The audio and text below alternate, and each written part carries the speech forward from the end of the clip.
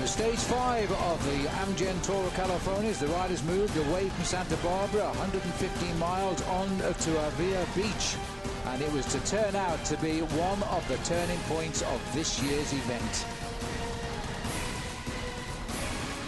Looking at the profile, it was all about the first part of the course with the high spot of San Marcos Pass, and then after that the ripples, and then down in the agricultural flatlands, and wind was to be the order of the day.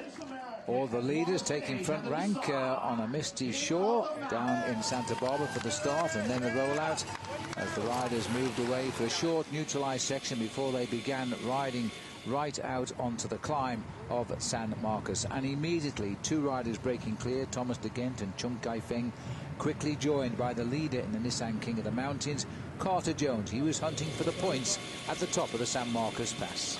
Yes, it was over the top of the San Marcos Pass that he got himself maximum points, but around about 60 kilometers to go, 40 miles of racing, as the three leaders were 2.5 minutes ahead. The wind all of a sudden started to rise, crosswind for the riders, buffeting them quite dramatically across the road. The leaders now are really battling into that headwind too, and the peloton were closing in, and Hanier Acevedo, the leader of this race since stage 2, was not paying attention. He was sitting at the back of the group. As the group arrived in the town of Guadalupe, the wind was changing direction.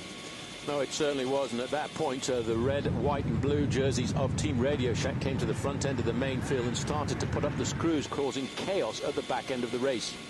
The pressure was coming from Team Radio Shack, and in particular Jens Voigt, the 41, the oldest rider in the race. He'd mustered the teams up, and the strong men were working together. Acevedo was being left behind at the tail of the bunch.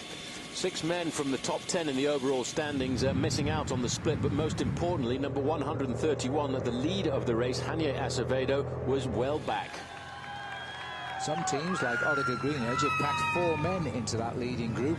The second-placed overall rider, TJ Van Garderen, was there. So too was Michael Rogers, the 2010 winner, and Matthew Boucher.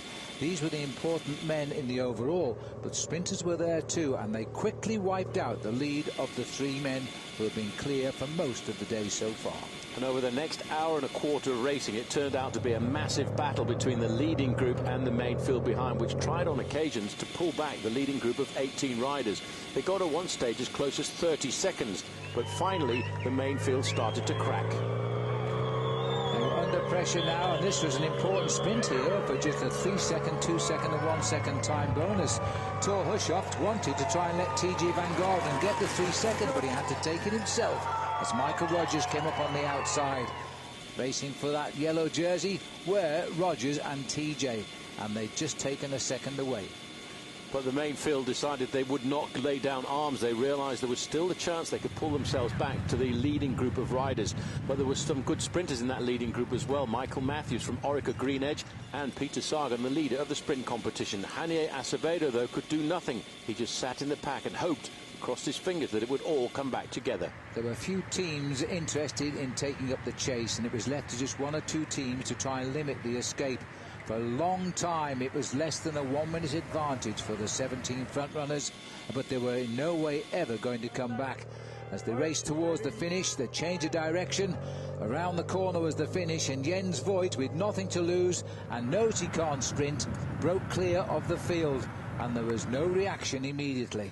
At 4 kilometers to go, he had an advantage of 5 seconds over the main field, but he was willing himself to get around the corner. And at the Flamme Rouge, the Kendo 1,000 meters to go, he still led the race by 7 seconds. Peter Sagan, the big sprinter, was in the group, as was Tyler Farrell, but they had no teammates to chase Jens Voigt, so they had to just watch and see him ride away. Jens Voigt at 41 wins his 2nd stage in history of the Amgen Tour of California. The clock would count down just a handful of seconds before Farah, Hushovd and Sagan would contest the sprint for 2nd place. And there was a huge change in the overall classification because 6 riders out of the top 10 failed to make the joint in that leading group of 17 riders down towards the end. It was a big day of celebration for Jens Voigt, but also for the young American TJ Van Garderen, because he becomes the new leader of this bike race overall when the yellow jersey group lost more than a minute.